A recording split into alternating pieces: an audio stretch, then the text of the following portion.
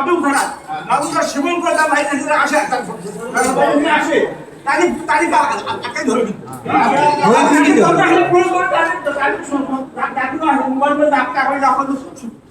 আপনার বুঝছেন তাইলে আমাদের উদ্দেশ্য কিন্তু আমাদের উদ্দেশ্য হইলো মানে মানুষ সারা বছর ধরে যে কোথাও বাগান মাদক খাইতে গেলে সে মরতে গেলে সব লুট করে যায় সব লুট করে যায় দুশো বাড়তে হবে দুশো বাড়তে হবে না তাই তাকে ক্ষতি হয় তা আমরা দশ যারা আছি আমরা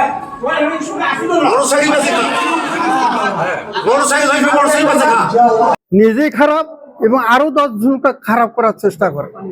তা আমরা যদি এইটা মাথায় না নাই বা আমরা উদ্যোগ না নাই, তাহলে যত ছেলেপেলে এখন প্রজন্মে হচ্ছে বা বড় হচ্ছে, এরাও তো ওই পথের প্রতীক হয়ে যাবে। তা কাজে আমাদের সবাইকে চেষ্টা করি এই মাদক সম্পর্কে নির্মূল করতেই হবে। প্রয়োজনের নাড়ি ধরবো, কথা বুঝাবো, ইয়াতে যদিও না হয় প্রয়োজনের বাড়ি পর্যন্ত ভাঙি দেবো। আমরা যত মুরব্বী আছি সবাই সহযোগিতায় থাকবেন, সবার সহযোগিতা নিয়ে এই জিনিসটা আমার পোদ্দার করা থাকি নির্মূল করে দিতে হবে। নির্মূল করার জন্য যে আলোচনায় আমরা বসছি, আমাদের এই এলাকায় বহুদিন থেকে এই মাদক বিক্রি হয় এবং খাওয়ার জন্য আসে। সব জায়গায় শোনা যায় যে পোদ্দারপাড়ায় গেলে পাওয়া যায়, অনেকে বলে, যেমন ওই যে বাঁধের ওই সাইডে এগুলো জায়গায়। যাই হোক, এই ছেলেপেলে যুব সমাজের ছেলেপেলে যারা উদ্যোগ নিচ্ছে, এটা ভালো। এইটা যাতে কিভাবে নির্মূল করা যায়, এর আগে যারা বলল যে ভাই এখন বলল যে প্রয়োজন হলে বাড়িঘর ভাঙিয়ে দেবো, বা যদি কেউ খাইতে আসে তাকে আটক করিয়ে যাহা আছে সব কাড়ি নেব, বা প্রশাসন তো আছেই। আমরা যদি প্রশাসনকে একটু কল করিতে সাথে প্রশাসন আসবে, তাহলে সবাই আপনারা সজাগ থাকেন যাতে মাদক আমাদের পোদ্দারপাড়া থেকে নির্মূল হয়। বিগত কয়েকবার এই মাদকের বিরুদ্ধে আমরা গেছিলাম,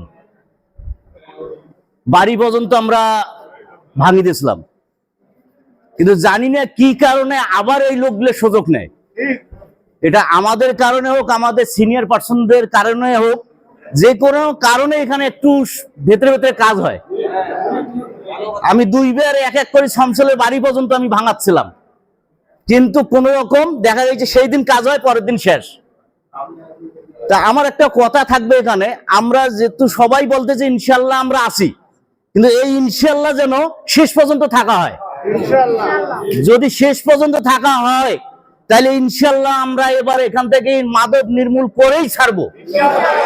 আর সর্বজ্ঞ সহযোগিতা আমি ইনশাল্লাহ আমার দিক থেকে করব, সেটা যে কোনো সহযোগিতায় হোক।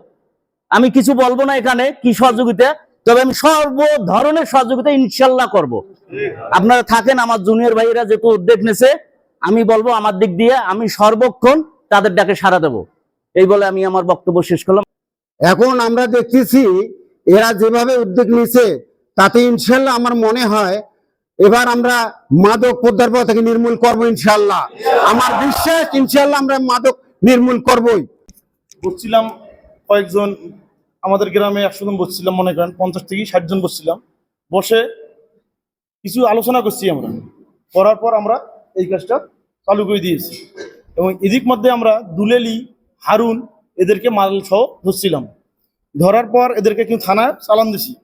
কিন্তু কার্তিকের সরওয়াল চাচা, সরওয়ালের বাবা, সাতটা চাচা, বকুল, আজহার মামা, এরা 10-12 জন যায় ওসি সাহেবের কাছে বসছে। ওসি সাহেবের কাছে বসিয়ে এরা বলছে যে না, এটা হারুন আর দুলেলির মাল নয়, এই মালটা রাজু বাকে সে বিক্রি করে। খাওয়াইয়ে আমরা ধরছি, সঙ্গে সঙ্গে ধরি ওদেরকে চালান দিয়ে দিচ্ছি। থানায় এখন ওসি সাহেব এখন বিভ্রান্ত হয়েছে, কি করি।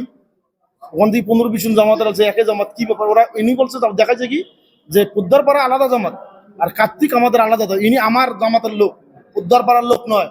তারপরে ওসি সাহেব মুসলেখা লেখা ওরা মুসলেখা দিচ্ছে, দেওয়ার পরে ওসি সাহেব না করি ওদের কি করছে, ওনার যেটা দায়িত্ব উনি ছোট একটু মামলা 54 মামলা লিখি চালান দিয়ে দিচ্ছে, মানে যাবে আর আসবে একেবারে কিনলো। তারপরে কিছুদিন আগে ফির আমরা মাদক সহ ধরলাম। শুক্রবার দিন স্বাক্ষর নিলাম, মাদক যারা করে চিন্টু মৌ স্বাক্ষর নিলাম, মেজানের বাসায় খায় মেজানেট নিলাম, দুলেলিল নিলাম, ওপাকে এনামুলিল নিলাম, নেওয়ার পর সবাই মৌলা নেওয়ার পর এই আমাদের সেন্টু মামা ইনি কি করলো, রাত 10:30টার সময় টল দিচ্ছি, সবাই ছেলে পেলে হয় যা দেখি উনি মাদক বিক্রি করতেছে, একটা ছেলে হাতে নাতে ধরছে ছেলেটা। ধরার পর কিছু ভিডিও আছে, ভিডিওগুলো আমার দেখান না কেন পুরোপুরি হয় তা সঙ্গে সঙ্গে ধরছি। ধরার পর ছেলেটা প্রকাশ করলো যে আমাকে একটা চেন্টু দিতেছে, চেন্টুকে সঙ্গে সঙ্গে ধরছি যে কি হইলো, কেন আপনি মাদকটা বিক্রি করলেন। একটা রেটের মধ্যে এখন ওরা পলিসি পাল্টাইছে, ভোরেও কেউ কেউ মাল বিক্রি করতেছে। তা আমার একটাই কথা যে এই যে দুলেলি আর হারুনক কেন, আমি কার্তিকবাসীকে বলিয়েছি যে আপনারা আসবেন, আসে আমাদের জামাতের সঙ্গে বসবেন, কেন আপনারা এটা করলেন। দুলেলি হারুন বলে ওনাদের, ওরা কেউ কিন্তু আসে নাই। এখন এটা আপনারা কি করবেন সেইটা একটা পরামর্শ দেবেন। কেন দুলেলি হারুনের জন্য ওরা সুপারিশ করলো, এবং আমাদের আজহার মামু ছিল কি জন্য আপনারা গেলেন, মাল সহ তো আমার ধরছে সবাকে ওর বাসায়।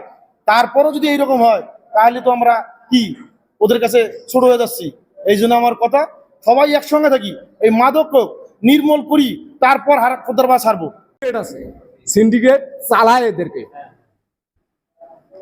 এটা মানে এখন তো যে যেমন মোবাইলে ভিডিও আছে, প্রমাণ আছে, কিন্তু আমার কাছে তো প্রমাণ নেই, কিন্তু আমার এই কথাগুলো বলতেছি যে এরকম কিন্তু সব জায়গায় এরকম আছে এবং চলতেছে এরকম। এখন আমি মাদক ব্যবসায়ী একজন, আমি মাদকটা বিক্রি করব, তাহলে আমার দরকার কি কাস্টমারকে যদি আমি দিতে না পারি তাহলে আমি মাদকটা বেচবো কার কাছে, তাই না?